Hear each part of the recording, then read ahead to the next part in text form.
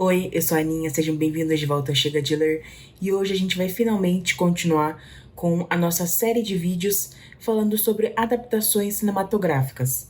Eu sei que era para sair na semana que vem, mas eu me dei uma emboladinha com os vídeos, então esse vídeo tá saindo agora e semana que vem vai sair o vídeo que era pra estar saindo hoje. Tudo isso pra gente não ficar sem vídeo e eu já atrasei um mês por causa de Heartstopper, então acho que vale a pena eu estar aqui dando uma adiantadinha com esse vídeo. Mas enfim, sobre que filme a gente vai falar hoje? Palavras nas Paredes do Banheiro é um filme que lançou em 2020, no meio da pandemia.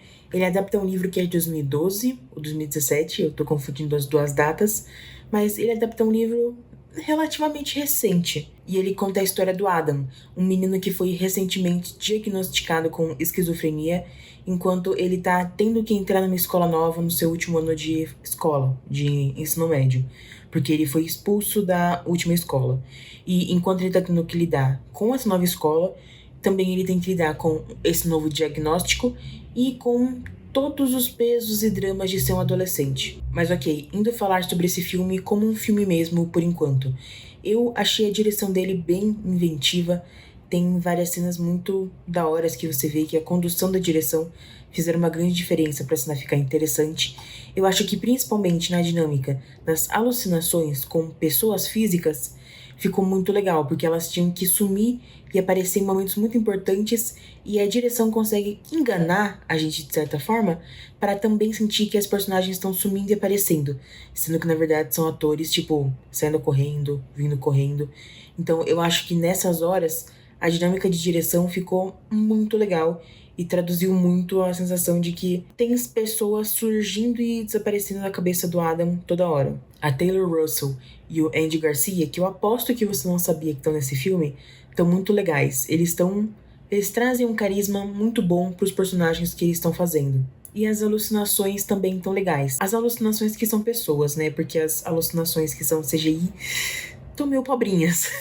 São 3 personagens. E aí, eles são interpretados pela Anna Sophia Robb, pelo Devon Bostick, que fez o Diário de Banana, e um terceiro ator que eu não sei qual é o nome dele. Mas o ponto é que os 3 estão muito bons nos papéis deles. Os personagens, assim, são bidimensionais. Eles não têm uma profundidade, então não é lá aquela coisa super difícil de fazer eles. Mas eu ainda acho que os atores conseguiram trazer um carisma e uma graça para esses personagens que era muito importante da gente ter. Eu também acho interessante que isso acaba trazendo a divisão entre as alucinações que são legais e as que só servem para trazer o Adam para baixo.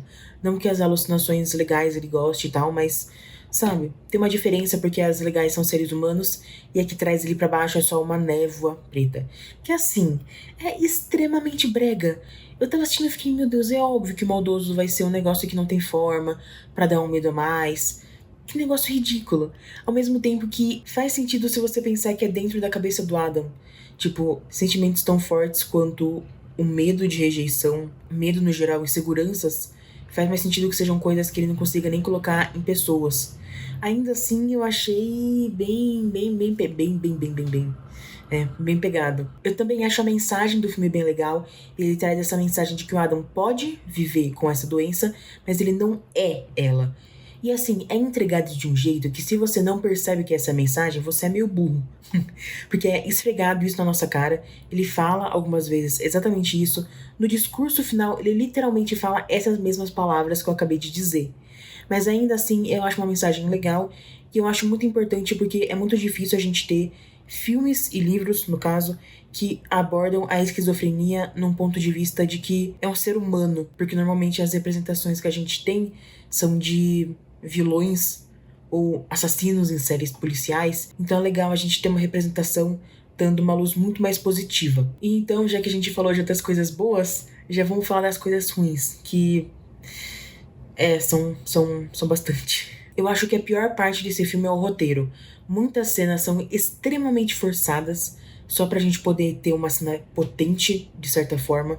Como, por exemplo, no final, o Adam, ele invade a escola, praticamente, pra conseguir dar o discurso dele, e ninguém para ele. Ele literalmente foi expulso.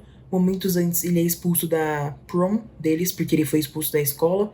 Então, como é que eles deixaram o moleque entrar de boa na formatura de todo mundo? Mas vale a pena, porque aí depois ele vai ter o discurso, que é bonitinho, sobre a aceitação, sei lá o quê. Mas ainda assim, são cenas muito forçadas para tentar fazer alguma coisa que dê emoção depois. Isso chegou a me irritar muito. Mas pior ainda é o roteiro do diálogo. Junto do que eu acho que foi uma direção de atores muito fraca, eu não conseguia acreditar em nada do que eles estavam falando. Por exemplo, tem um momento em que a Maya leva o Adam pra uma cozinha, aí ele chega. Ai, eu não sei, são coisas muito pequenas. Ele chega e fica, oh, uau, que legal, alguma coisa assim. E as palavras, o jeito que foi atuado, eu não acredito em nada do que estava escrito lá. Parecia muito que eu tava vendo uma coisa atuada. E ok, é um filme, eu sei que é uma coisa atuada. Mas quando você tá assistindo, você quer poder ter essa imersão de que você tá vendo uma história que aconteceu. E eu não tava sentindo isso. E também o diálogo em si é muito idiota, é muito supérfluo, é muito bobo. É escrito de um jeito, mano, sei lá, fanfic, alguma coisa assim. É muito, muito, muito ruim. E o que eu falei antes também da direção de atores parecer ter sido muito ruim, é porque eu acho que ninguém tá bem nesse filme. Eu vi gente elogiando o Charlie Plummer, que eu acho que é o nome do ator que faz o Adam. E nossa, gente, eu achei ele tão falsinho.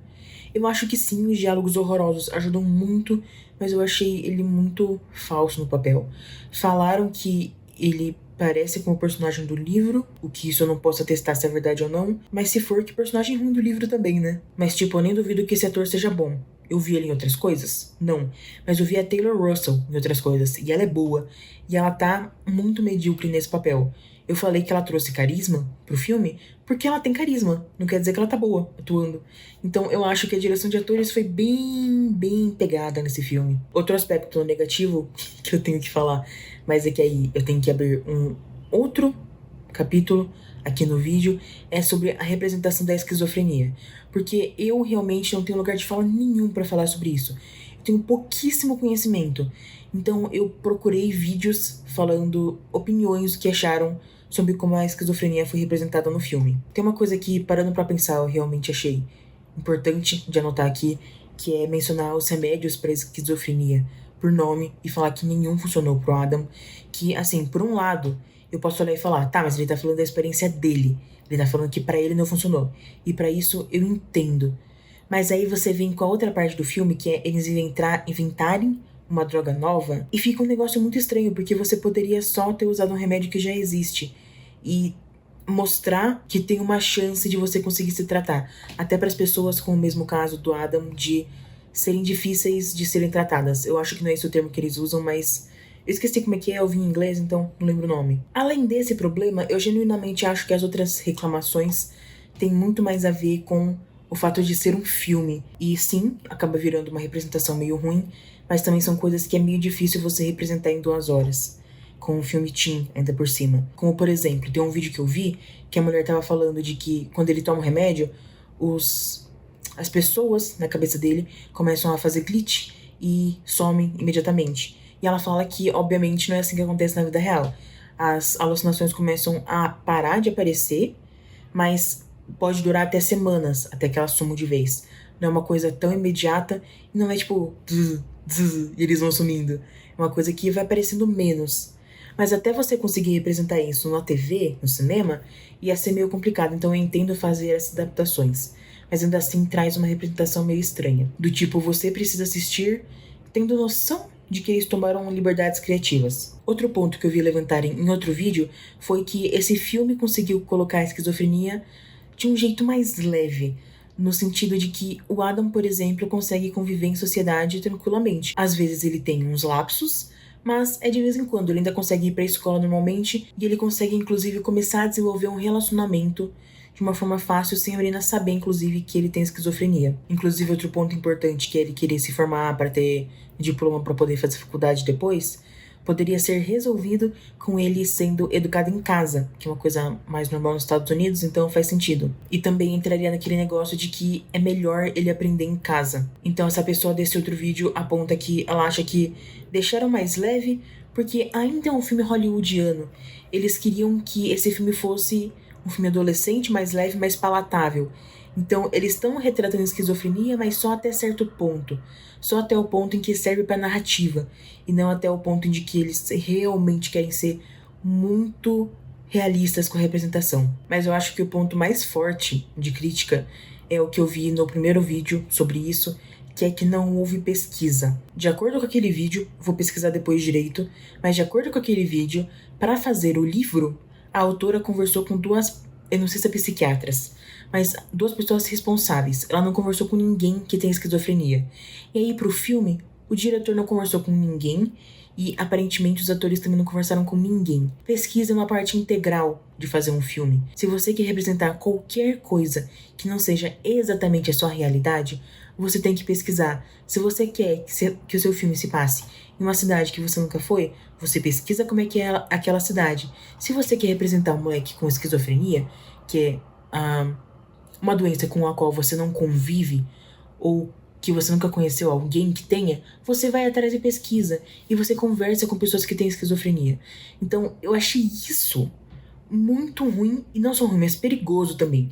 Porque, ok, pra esse filme tem muita coisa que, ok, deixou mais leve, ok, tiveram coisas que foi mais liberdade criativa, mas poderia ter sido muito pior e ser uma representação realmente horrível. Tipo aquele filme sobre o autismo da Cia, que é ofensivo.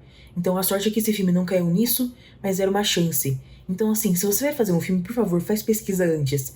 Porque é o que esse diretor devia ter feito, e talvez ele escaparia um pouco dessas críticas que ele recebeu. A mesma coisa pra autora, né? Se você vai escrever um livro sobre isso, seria bom você ir atrás de conversar com pessoas que tem, né? Mas enfim, pelo menos a autora pesquisou. O diretor nem isso. Bom, numa pesquisa breve, na verdade eu não achei nada falando sobre pesquisa, sobre fazer ou não, ou sobre conversar com pessoas com esquizofrenia ou não. Ao mesmo tempo, eu achei uma discussão no Reddit que perguntavam sobre a representação no filme, e uma pessoa falou que foi pesquisar mais sobre o processo de criação e falou que sim, tiveram contato com pessoas com esquizofrenia, foram conversar com elas para fazer a pesquisa. Então eu tenho duas pessoas diferentes que eu não conheço nenhuma delas, não boto a mão no fogo por nenhuma delas, mas cada uma tá falando um ponto de vista e eu não sei qual é o real. Então, cuidado com essa informação, não sei se é muito verdadeira, mas eu vou continuar com ela no vídeo, porque sem isso não faria tanto sentido, mas também porque a mensagem de se você vai fazer um filme, faça pesquisa, ainda é muito importante. Passando pra adaptação. Eu também não li esse livro.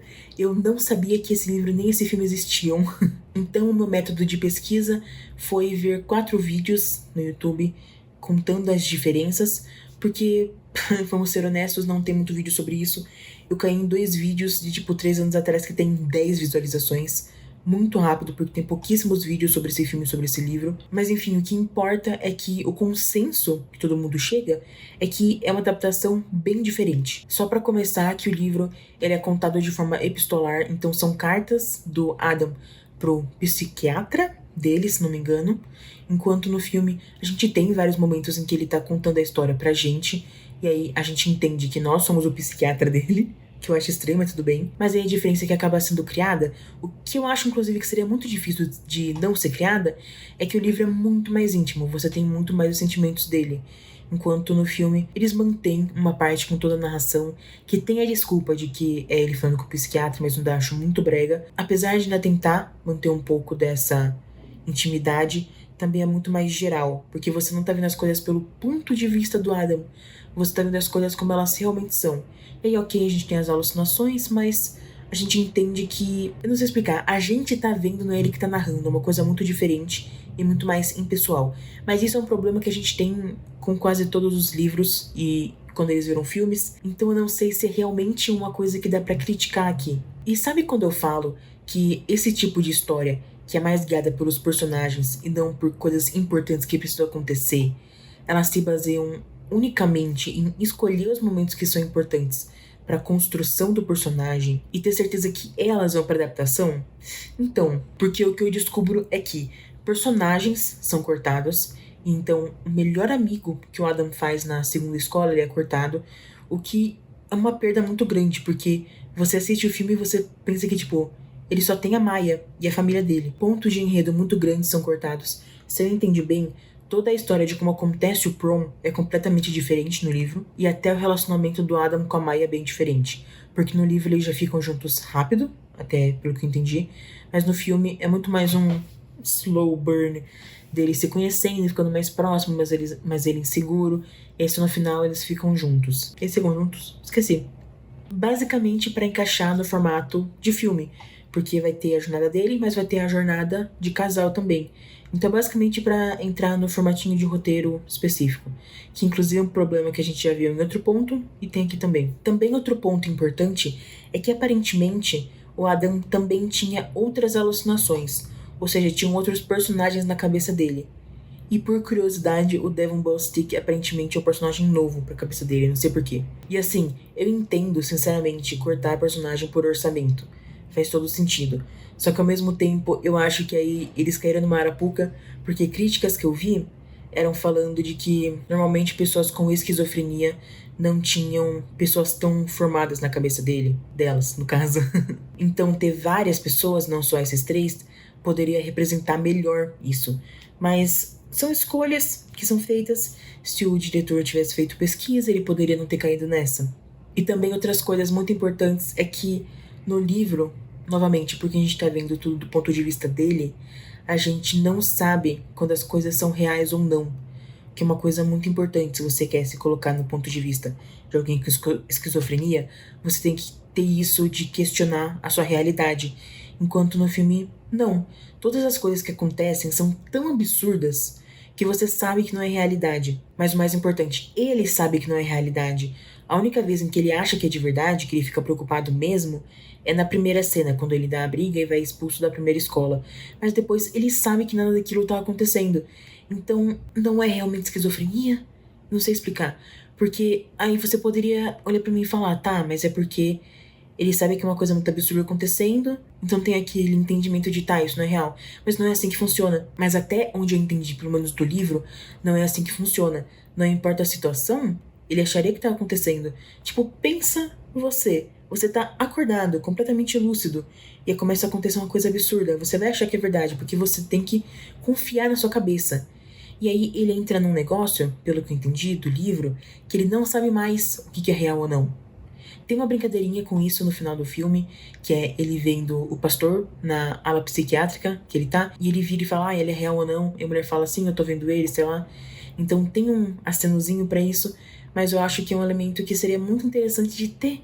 Só que eu acho que aí o filme acaba caindo numa coisa muito mais pesada. E outra coisa é que, quando ele toma os remédios, no filme as alucinações somem. Mas no filme elas continuam aparecendo, só que ele consegue controlar elas. Então eu acho que esses dois pontos se relacionam. Talvez no ponto em que, quando ele consegue controlar, ele entende que elas não são tão reais assim. E então, quando a gente vai pro filme que ele já sabe que as alucinações não são reais, não tem por que ele controlar. Mas enfim, são essas as críticas. Espero que eu tenha conseguido trazer elas de um jeito que faça sentido pra vocês. Quanto à nota, sinceramente, eu não sei. Eu criei um certo apego por esse filme. Eu acho que é por causa dos atores.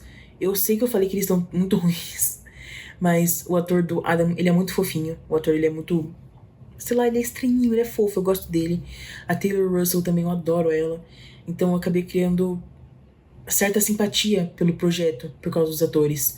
Ao mesmo tempo, tem muitas coisas que eu só não posso deixar de contar aqui. Não a parte de ser uma péssima adaptação, porque eu posso gostar de um filme como filme e ele ser uma adaptação horrorosa. Mas no caso de representação ser mal feita até certo ponto, de não ter tido pesquisa na hora de fazer esse filme, e também na parte de ser um roteiro horroroso, no geral. Então eu tô entre 2,5 estrelas e 3 estrelas. Eu vou colocar minha review no Letterboxd na tela aí pra vocês, então vocês vão entender que nota eu acabei dando. Mas, apesar de ter simpatia e sei lá o que mais por esse filme, eu duvido que eu vá rever ele algum dia, eu duvido que eu vá lembrar dele em algumas semanas, duvido que eu vá recomendar ele em algum momento. E agora, antes de ir embora, rapidão, a gente precisa sortear o próximo filme que a gente vai ver mês que vem. Então, eu já tô aqui de novo no Watchlist Speaker e vamos ver qual vai ser o filme do mês que vem. Nossa! Tá, nossa, a diferença. Eu nunca vi esse filme, eu nunca li o livro também, mas eu sei que é um clássico, então agora eu tô ansiosa pro mês que vem. Finalmente um filme realmente muito bom. Deu até uma emoçãozinha de ver isso aqui, viu?